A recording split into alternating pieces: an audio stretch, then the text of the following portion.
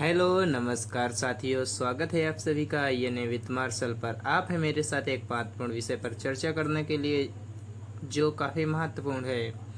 एक व्यक्ति जो कहता है कि अगर 1 घंटे में मेरी एफआईआर वापस नहीं ली गई तो उसका जिम्मेदार पंजाब का एडमिनिस्ट्रेशन होगा उन घटनाओं के लिए जो अब होंगी। यह कहना था अमृतपाल सिंह संधू का, जो कुछ लोगों के लिए एक उभरते हुए नेता हैं तो हमारे देश भारत के लिए खतरा। कुछ महीने पहले यह व्यक्ति एक सामान्य पंजाबी हुआ करता था जो दुबई में रहता था, पर आज वह पंजाब में पॉपुलर लोगों में से एक है। पिछले वर्ष सितंबर में अमृतपाल आपको ऐसे दिखेंगे जैसे वह बहुत धार्मिक हो गए हों, और वह हमेशा ऐसे लोगों के साथ चलते हैं जिनके पास गन्स और हथियार रहते हैं। अमृतपाल का एजेंडा है रिलीजियस और सोशल ट्रांसफॉर्मेशन करना पंजाब में, लेकिन अमृतपाल ने के ग्रुप ने कई गुरुद्वारों पर अटैक भी किया है पंजाब में। नवंबर 2022 में अपने धार्मिक यात्रा के दौरान संधू और उसके समर्थकों ने गुरुद्वारों पर अटैक भी किया था। ये सिख की धार्मिक मान्यताओं का पालन नहीं करते। एक बात भारत के लिए बहुत घातक है कि अमृतपाल सिंह ने खालिस्तान की मांग वापस रख दी है, जो काफ़ी सिखों के लिए एक अलग देश बनाना चाहते हैं पंजाब में, और यह घटना इतिहास में फिर से दोहराई जा रही है जो 40 वर्ष पहले जनरल सिंह भिंडरावाले ने की थी। और इसी प्रकार जनरल सिंह भिंडरावाला भी सिखों के लिए एक अलग देश की मांग कर रहा था। उसकी भी पूरी स्ट्रेटजी यही थी जैसे कि अमृतपाल की, जैसे धार्मिक लिबास में रहना, हजारों फॉलोवर्स होना और साथ में गन्स और हथियार लेकर चलना। 40 वर्ष पहले जब हमारे देश में ऐसी चीज़ें हो रही थीं तब हमारे देश में पंजाब और दिल्ली में बहुत सारे दंगे हो रहे थे। इसीलिए हमारे लिए यह ज़रूरी है कि अब क्या हो रहा है और यह भी जानना कि अमृतपाल सिंह है कौन और उसकी मांगें क्या हैं। तो हम यह बताने से पहले कुछ वर्षों पीछे चलते हैं और कुछ इतिहास जानने का प्रयास करते हैं। जब हमारा देश भारत आज़ाद हुआ, जिस प्रकार हिंदू भारत में और मुस्लिम पाकिस्तान में चले गए, उसी तरह पंजाब के कुछ कट्टर सिखों का पंजाब में एक अलग देश बनाना चाहते थे, जो कि पंजाब, हरियाणा, हिमाचल प्रदेश और राजस्थान और यूपी के कुछ जिलों तक फैला था। कुछ लोगों की यह भी मांगे हैं कि पाकिस्तान प्रोविंस के कुछ हिस्से भी इसमें शामिल होंगे और इनका नाम होगा खालिस्तान, मतलब खालसा की धरती, यानी कि पवित्र ज़मीन। सिखों ने खुद के लिए देश की डिमांड शुरू हुई थी 1920 में। हालांकि इससे पहले भी सिखों में सेल्फ गवर्नेंस के सबूत मिलते हैं। इससे पहले औरंगजेब ने गुरु गोविंद सिंह के पिता गुरु तेग बहादुर को मरवा दिया था, जिससे काफ़ी सिख नाराज हुए थे और एक सेना बनाई थी। उसके बाद औरंगजेब मर गया था तो सिखों ने मुगलों में फिर हिंद नामक जगह जीत ली, जो कि दिल्ली और लाहौर के बीच एक पावरफुल मुगल एम्पायर था, और एक नया कैपिटल बनाया गया, नाम दिया गया मुक्सिलपुर।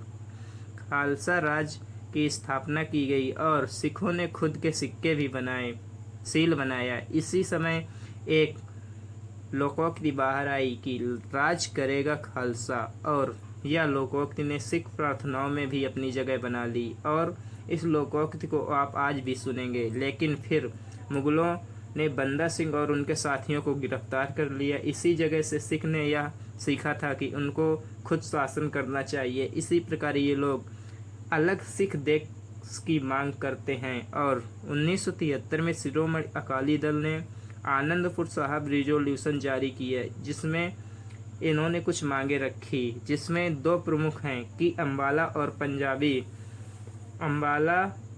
और जो पंजाबी बोलने वाले एरिया हैं उन्हें पंजाब में शामिल किया जाए, और दूसरा कि पंजाब को अलग संविधान बनाने दिया जाए।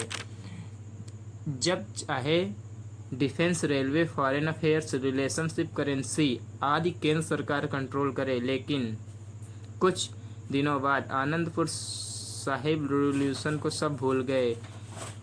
लेकिन कुछ वर्ष बाद एक आदमी इस रिजोल्यूशन को फिर से दोहराता है। नाम है उसका जनरल सिंह भिंडरावाला। जनरल सिंह भिंडरावाला एक सिख समुदाय का लीडर था जिसका नाम था दमदमी टकसाल। इसने कई हिंदू विरोधी बयान भी दिए और उस समय वह केंद्र की प्रधानमंत्री इंदिरा गांधी को बीवी कहता था और कहता था बीवी और उसकी हिंदू कांग्रेस युद्ध कर रही है और वह इस आखिरी लड़ाई के लिए तैयार है। जब कुछ लोगों ने भिंडरावाले से पूछा तो वह कहता था कि मैं खालिस्तान नहीं चाहता, लेकिन हमें अलग नागरिकता दी जाए। कुछ दिनों बाद भिंडरावाला की आकांक्षाएं बढ़ती गईं और सरकार से दूरियां घटती गईं और अंत में भारतीय सेना और सेंट्रल गवर्नमेंट ने एक ऑपरेशन स्टार्ट किया और नाम दिया गया operation blue star.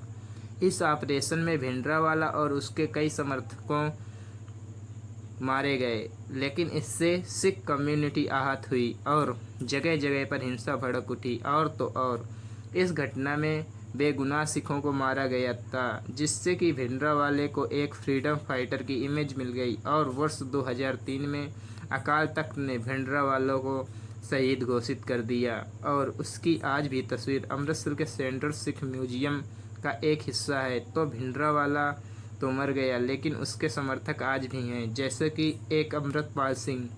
Amritpal Singh का जन्म अमृतसर जिले के जल्लू खेड़ा गाँव में हुआ था। इसने अपनी पढ़ाई 10वीं तक की और इसके बाद पॉलिटेक्निक कपूरथला में एडमिशन लिया और इसके बाद वह दुबई चला गया। वहाँ से वह सोशल मीडिया पर एक्टिव रहा और वह किसानों का समर्थन कर रहा था। फार्म लॉ के खिलाफ वह दीप सिंह सिद्धू को भी समर्थन देता था, लेकिन उसे अरेस्ट कर लिया गया फार्मर लॉ में खालिस्तानी सिख झंडा लगाते समय। लेकिन इस वक्त कोई ज़्यादा अमृतपाल को नहीं जानता था, लेकिन दीप सिद्धू के मृत्यु के बाद उसे पंजाब दे नामक एक सिख संगठन का अध्यक्ष बनाया गया। एक वारिस पंजाब दे एक सोशल ऑर्गेनाइजेशन है जिसकी स्थापना दीप सिद्धू ने की थी। वारिस दे पंजाब का हेड नियुक्त होने के बाद वह भारत आया और उसने कई सिख गुरुओं और राजनेताओं से समर्थन मांगा और कहा कि आप खालसा ज्वाइन करो। और इसके बाद उसमें कई सारे बदलाव आए और बाद में वह कहने लगा मैं भिंडरावाले से बहुत प्रभावित हूँ और मैं उन्हीं के बताए रास्ते पर चलता हूँ। और यह वही काम कर रहा है जो भिंडरावाला करता था। अमृतपाल सिंह सिद्धू खालिस्तान की मांग कर रहा था। तो उसे तो चैनल को लाइक शेयर और सब्सक्राइब करें। धन्यवाद।